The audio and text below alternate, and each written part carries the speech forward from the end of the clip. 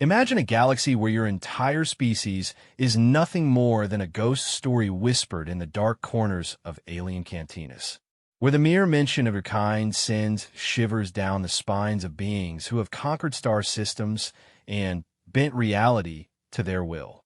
For 3,000 years, humans have been the boogeyman of the cosmos, a terrifying legend that parents use to frighten their children into obedience. Be good, or the Terrans will come for you in the night. But legends have a way of becoming reality when a universe needs them most.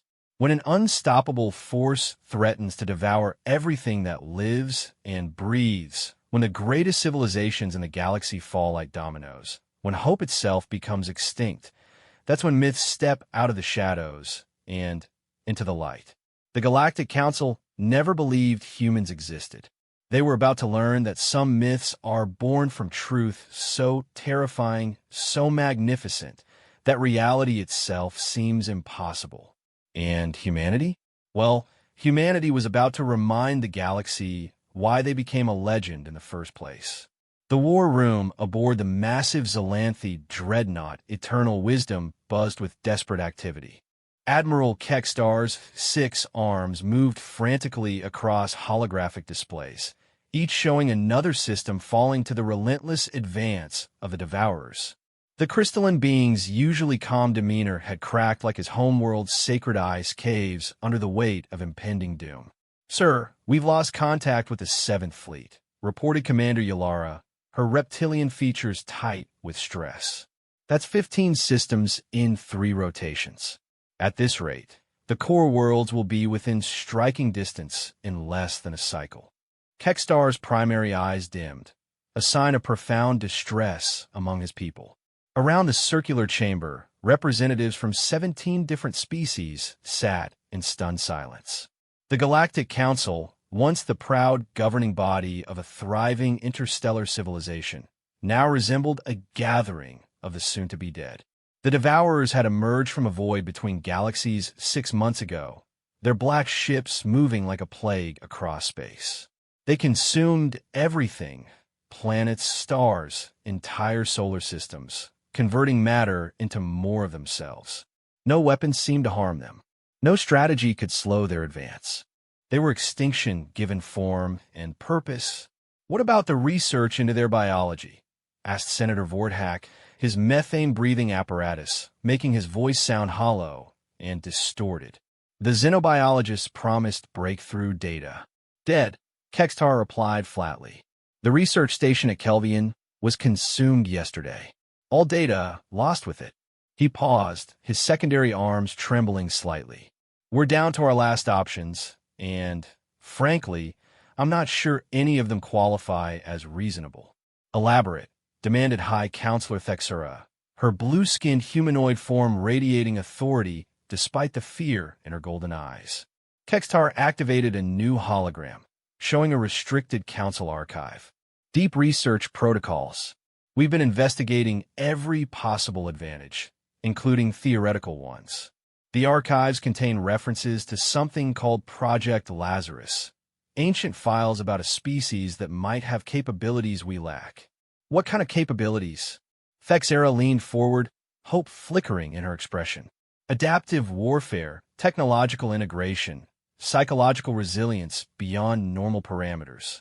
Kekstar's voice carried skepticism.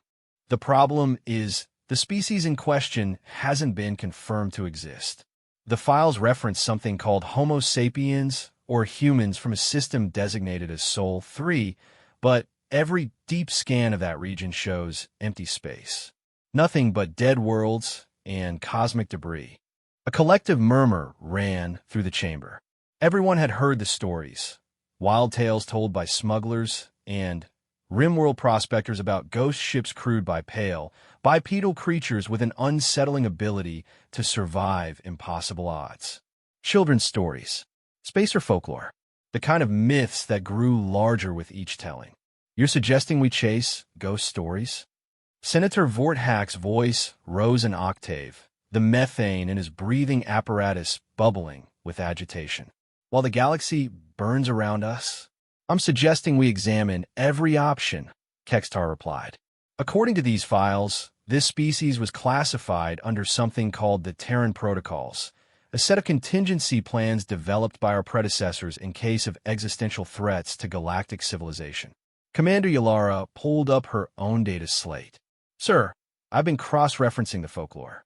There are consistent patterns in the stories. Ships that appear from nowhere.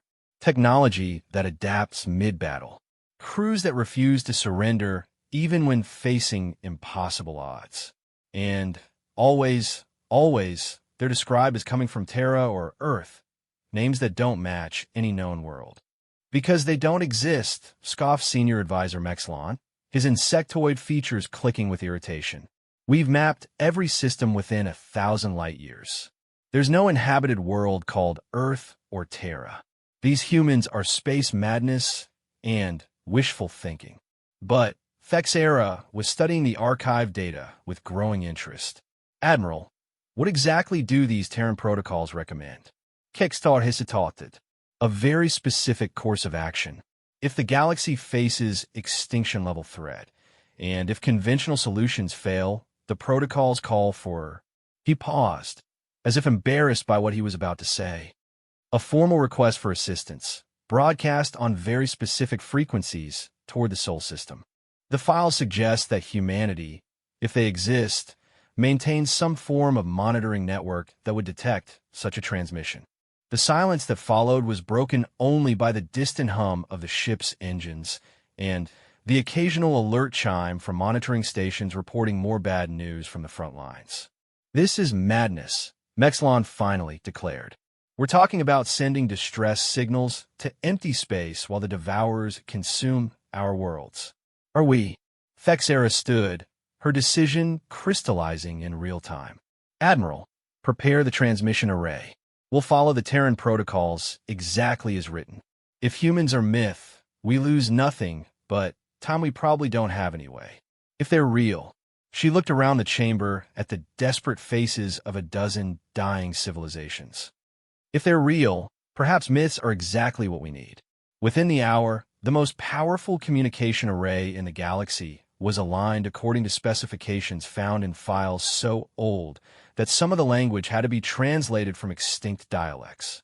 The message itself was simple, a formal request for aid from the Galactic Council to any monitoring parties in the Sol system, broadcast on frequencies that seemed random but followed patterns the ancient protocols insisted were correct.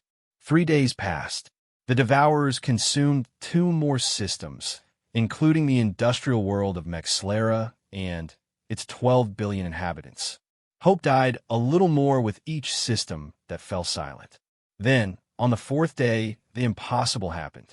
The monitoring station on the rim world of Keltara detected something that shouldn't exist, a massive distortion in space-time, like reality itself was being torn open. Long-range sensors showed gravitational anomalies moving at impossible speeds toward the main battle lines where the Devourers were engaging the remnants of the 3rd and 5th fleets. Admiral, Commander Yalara's voice cracked with excitement and terror. We're detecting multiple contacts moving through hyperspace. Velocity indicators are, this can't be right. They're exceeding theoretical maximum by a factor of 3. How many contacts? Kextar moved to the tactical display, his crystalline form refracting light as stress patterns appeared throughout his body. Difficult to determine. The distortions are interfering with sensors. At least 50 vessels, possibly more. Admiral, they're heading directly for the Devourer fleet. The main view screen activated, showing the tactical situation in real time. The Devourer's black ships moved in their characteristic formation, a cancerous spread that consumed everything in their path.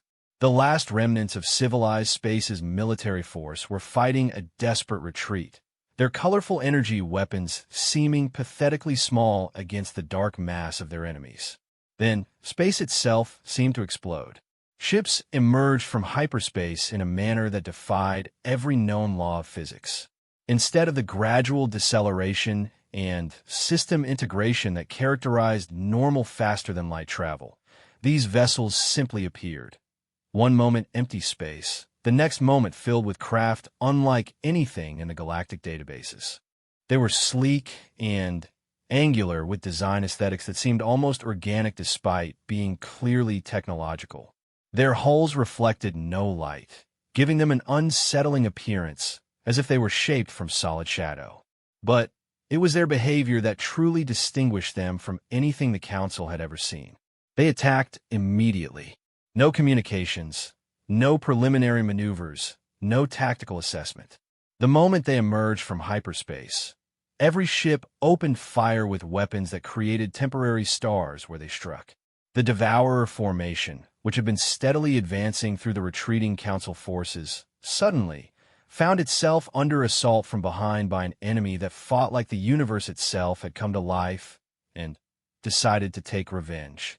"By the sacred crystals," whispered Admiral Kextar, watching as a Devourer ship the size of a small moon simply vanished under concentrated fire from 3 of the unknown vessels. Their weapon signatures are completely outside known parameters. Those energy readings how are they generating that much power? The battle unfolding on their screens defied every tactical manual ever written. The mysterious ships moved with a coordination that suggested either perfect AI control or crews with reflexes far beyond any known species. They attacked in patterns that seemed almost chaotic until you realized they were perfectly designed to confuse and overwhelm the Devourer's defensive systems. More importantly, they were winning. For the first time in 6 months, Devourer ships were being destroyed faster than they could regenerate. The black tide that had swept across the galaxy was being pushed back by an enemy that seemed to understand exactly how to fight them. "Sir," Yalara's voice was barely a whisper. "I'm detecting communication attempts from the unknown fleet. They're trying to establish contact." "Put it through," Kextar ordered, his entire body humming with nervous energy.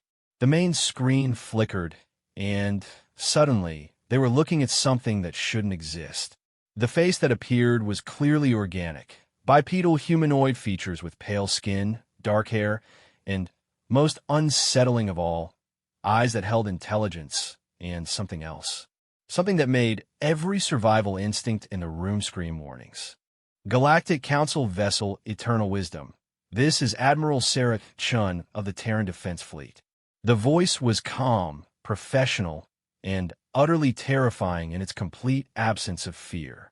"We receive your transmission and are responding to your request for assistance against the entities you call Devourers. Please maintain current position while we clear your immediate tactical zone." The transmission cut off before anyone could respond. On the tactical display, the impossible battle continued. Devourer ships that had seemed invincible were being systematically destroyed by an enemy that fought with the precision of surgical instruments and the fury of collapsing stars. In the war room of the Eternal Wisdom, 17 different species sat in stunned silence, watching myths become reality and wondering if salvation was more terrifying than extinction. The humans had arrived, and the galaxy would never be the same. The debriefing chamber aboard the Terran flagship Defiance was designed to intimidate, though Admiral Sarah Chun doubted the architects had intended it for alien dignitaries. The walls were a deep black metal that seemed to absorb light, broken only by holographic displays showing real-time tactical data from across the galaxy. The furniture was sized for human proportions, forcing the visiting council representatives to either stand awkwardly or accept chairs that made them appear diminished. Admiral Kextar chose to stand, his crystalline form catching and refracting the dim lighting and patterns that betrayed his nervousness. Beside him, High Counselor Thexera looked smaller than she had in her own command chamber, while Commander Yalara's reptilian features were rigid with barely concealed awe.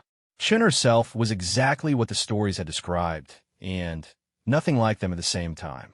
Average height for a human at about 5.5 feet, with the pale skin and dark features common to her species. But it was her eyes that drew attention, dark brown, almost black, and completely unreadable. When she spoke, her voice carried the quiet authority of someone accustomed to being obeyed without question. "The tactical situation is more complex than your initial briefing suggested," She began, without preamble, activating a galactic display that showed the true scope of the Devourer invasion. Your enemy has been active for approximately 18 months, not 6. They consumed 3 minor civilizations in the Outer Rim before you became aware of their presence. Techstar's secondary arms trembled slightly. That's impossible. Our monitoring networks would have detected. Your monitoring networks detected exactly what they were designed to detect. Chen's interruption was polite, but firm. Unfortunately, the Devourers use technology that operates outside the electromagnetic spectrum your species monitor. They've been studying your civilization for some time before beginning their assault. A new display materialized, showing ship movements and communication patterns that painted a picture of systematic infiltration and intelligence gathering. The council representatives stared in horror at evidence of an enemy that had been preparing for this war, while they remained completely unaware. "How long have you been watching?" Thexera asked, her golden eyes fixed on Chun with an expression caught between gratitude and suspicion. "Since your species first achieved interstellar travel." Chen's response was matter-of-fact, as if discussing the weather. The Terran protocols were established as part of a broader monitoring and response system designed to identify and counter existential threats to galactic civilization. "But why?" Commander Yalara leaned forward, her predatory features intense with curiosity. "Why would you hide from us? Why maintain the pretense that humans were myths?" For the first time, Chen's expression shifted slightly. Not quite a smile, but something that might have been amusement. "Because being a myth serves our purposes better than being a known quantity. When enemies don't believe you exist, they can't prepare for you. When allies don't know your capabilities, they can't become dependent on them." She gestured, and the display changed to show human ship movements over the past several hours.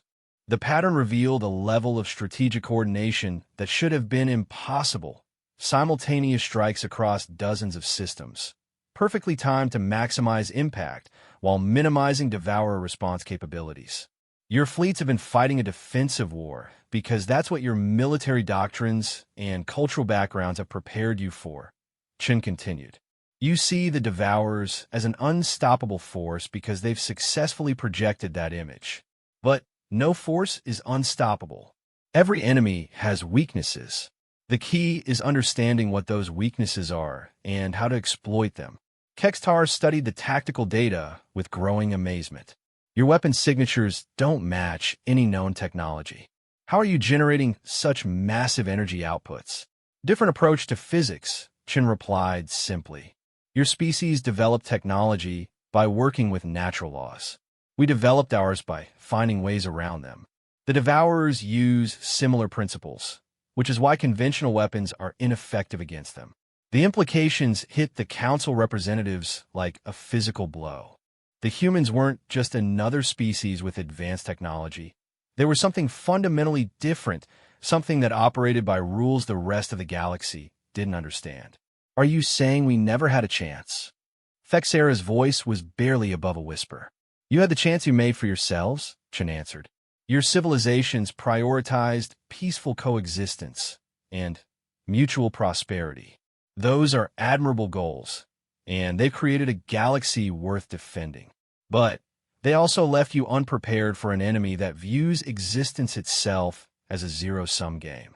A soft chime indicated an incoming transmission. Chun activated her personal communicator, listening to a brief report that caused her expression to harden slightly. "We've completed preliminary sweeps of the Devourer advanced positions," she announced. "Total enemy strength is approximately 40% higher than your estimates. They've been holding reserves in interdimensional space, a staging area your sensors couldn't detect. More importantly, they're not just a military force. They're a conversion protocol." "What does that mean?" Yalara asked, though her tone suggested she didn't want to know the answer. "Every world they consume, every ship they destroy, every life they take, it all becomes part of them. They're not just conquering your galaxy.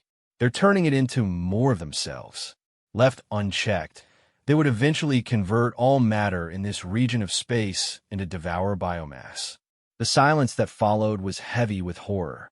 The council representatives had thought they were fighting for their civilization's survival.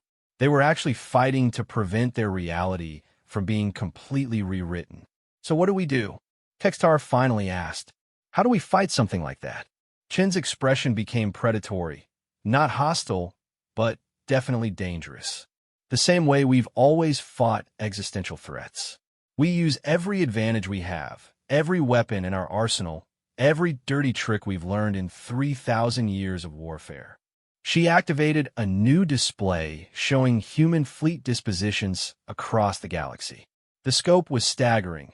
Hundreds of ships operating in coordinated groups, striking at devourer positions with surgical precision. But it was the timeline that truly impressed the aliens. The entire operation had been planned and initiated within hours of receiving the Council's distress signal. This level of preparation. Fexera studied the data in amazement. You've been planning for this specific scenario. We've been planning for every scenario, Chin corrected. The Terran protocols exist because we learned long ago that the universe is full of things that want to kill everything else. Our job is to make sure that doesn't happen. Commander Yalara's reptilian features displayed confusion. But why? What do you gain from protecting species that don't even know you exist? The question seemed to genuinely surprise Chun. She was quiet for a moment, as if considering how to explain something so fundamental that she'd never needed to put it into words. Because someone has to, she finally said. Because diversity of life and thought and experience is valuable in ways that can't be quantified. Because a galaxy full of different voices and perspectives and dreams is worth preserving. And because she paused, then continued with something that might have been pride. Because we're good at it. A new alarm chimed, and Chin immediately shifted back to pure military efficiency. Admiral Kextar, I need your remaining fleets to begin evacuation procedures for all civilian populations within 50 light-years of current Devourer positions. My tactical staff will provide you with optimal routes and defensive positions. You're planning something, Fexera observed. We're planning to end this war. Chin's tone brooked no argument. The Devourers operate under the assumption that they're the apex predator in this galaxy. They've never encountered a species that evolved specifically to hunt apex predators. It's time they learned what that feels like. The display changed one final time, showing a massive buildup of human forces in the contested regions. But it wasn't just ships. The readings indicated something far more sophisticated. Technological systems that bent space-time, weapons that operated in dimensions the Council species couldn't detect, and coordination protocols that suggested the entire human military operated as a single, vast organism. The next phase will be less gentle than what you've seen so far, Chen warned. We've been conducting precision strikes to minimize collateral damage. Now we're going to show the Devourers why they should have stayed in whatever dark corner of the universe they came from. As the Council representatives were escorted back to their ships, they carried with them the knowledge that everything they thought they understood about their galaxy was wrong. Humans weren't myths. They were guardians who had been watching from the shadows, preparing for the day when the galaxy would need them. That day had arrived, and the Devourers were about to discover that Earth's children had spent 3 millennia learning how to fight monsters in the dark. The real war was about to begin. The massive structure that materialized at the edge of the Kelvara system defied every law of physics the Galactic Council thought they understood. It wasn't built.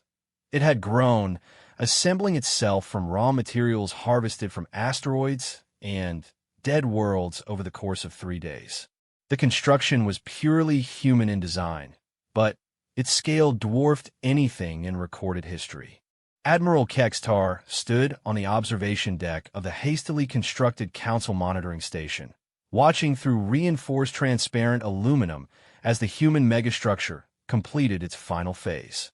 His crystalline form had taken on a dim, almost colorless hue, a sign of profound stress among his people. Final dimensions confirmed, reported his aide, a young Xylanthe whose voice trembled with awe. The construct measures approximately 2,000 kilometers in length, 800 in width, mass equivalent to a small moon. And, sir, it's moving under its own power.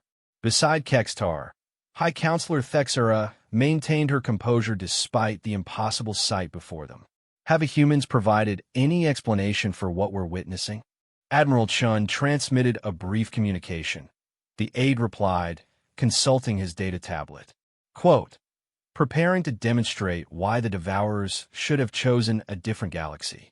Recommend all Council forces maintain minimum safe distance of 10 light hours. End quote. 10 light hours.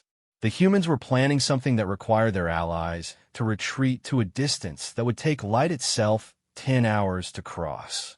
Whatever they intended to unleash, it was beyond anything in the galactic military lexicon. The Devourer response had been equally unprecedented.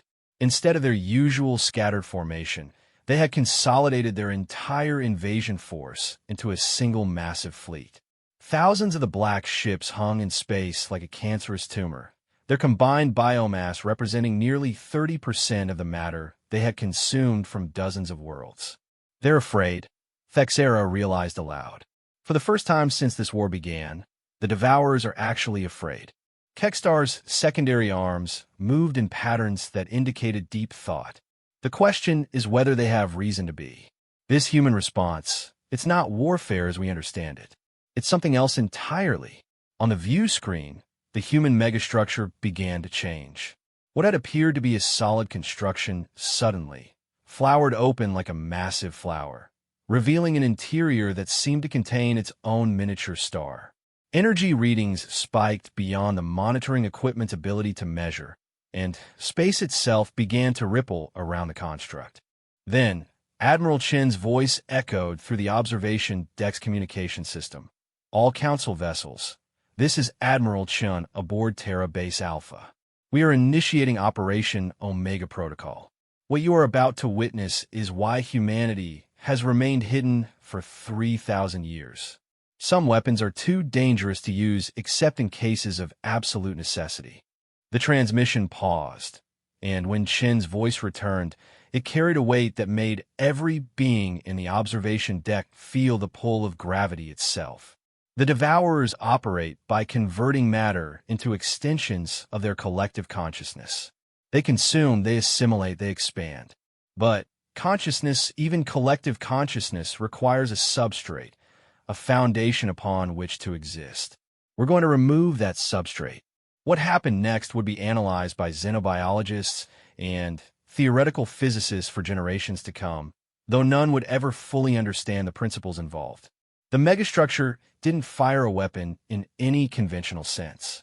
Instead, it reached out with forces that existed outside normal space-time and began to unweave the fundamental bonds that held the Devourer fleet together. The black ships simply stopped existing. Not destroyed, not vaporized, not converted into energy. They ceased to be, as if they had never existed at all. But, more than that, the space they had occupied began to heal, restoring itself to the state it had been in before the Devourers arrived. Dead worlds that had been consumed months earlier flickered back into existence, their populations restored, their civilizations intact. Temporal revision, whispered Kextar, his voice filled with religious awe. They're undoing the invasion by editing reality itself. The process spread outward from the Kelvara system like a wave of restoration. Every system the Devourers had touched was being returned to its pre-invasion state. Billions of lives that had been lost were being restored. Entire civilizations that had been erased were flickering back into existence, as if they had never been threatened at all. But the cost was evident on Admiral Chen's face when she appeared on their communication screen for the final time. She looked older, tired in a way that suggested years had passed for her in the few hours since the operation began. The Devourer threat has been neutralized, she reported, her voice carefully controlled. All consumed matter and life forms have been restored to their pre-invasion state. Your galaxy is safe. The power required. Thexera began, then stopped, unable to complete the thought. Is considerable, Chun agreed. This is why the Terran protocols exist, and why humanity maintains its isolation. Some responsibilities are too great to share. Kextar found his voice, though it came out as barely more than a whisper. "What are you?" Chin was quiet for a long moment, and when she spoke, her words carried the weight of 3,000 years of carefully guarded secrets. "We are what became necessary when we realized that the universe is vast and mostly hostile, and that someone needs to stand guard against the dark. We're the children of a species that looked into the abyss and decided to stare back. We are the price that was paid to ensure that civilizations like yours could exist in peace." The communication system crackled with interference as the human megastructure began to fold in on itself, preparing to return to whatever hidden dimension it had emerged from. "Will we see you again?" Fexera asked. "When you need to," Chin replied. "The Terran protocols remain in effect. If another existential threat emerges, if your galaxy faces extinction, we will respond. But until then," she paused, and, for a moment, something almost human showed through her control facade. "Until then, build something beautiful. Create art, explore science, form friendships across species lines. Make this galaxy worth the price we pay to protect it." The transmission ended, and the human presence began to fade from sensor readings as their technology retreated into whatever space they occupied when not actively defending the galaxy. Within hours, the only evidence of their intervention was the restored worlds and the memories of those who had witnessed it. In the weeks that followed, the Galactic Council faced the challenge of rebuilding their understanding of reality itself. The official records spoke of a technological intervention that had ended the Devourer threat. The specifics were classified at levels so deep that even most council members weren't permitted access. But the story spread anyway. Whispered tales of ghost ships crewed by pale beings who could unmake reality and rebuild it according to their will. Legends of a species so powerful that they hid from their own capabilities, emerging only when existence itself hung in the balance. Months later, as the galaxy settled back into its normal rhythms of trade and diplomacy and the small conflicts that marked a universe at peace, children across 100 worlds would fall asleep to bedtime stories about the Terrans, the guardians who watch from the dark between stars. Their parents, those who had lived through the Devourer War, would listen to these stories and feel both comfort and a deep, abiding gratitude. They knew the truth that their children would learn only if they were unlucky enough to live through another existential crisis. Monsters were real. They lived in the dark spaces between galaxies, and they hungered for everything that lived and breathed and dreamed. But humanity was real too, and as long as Earth's children maintained their vigil, the galaxy could sleep peacefully, knowing that someone was standing guard against the dark. The Terran protocols remained active.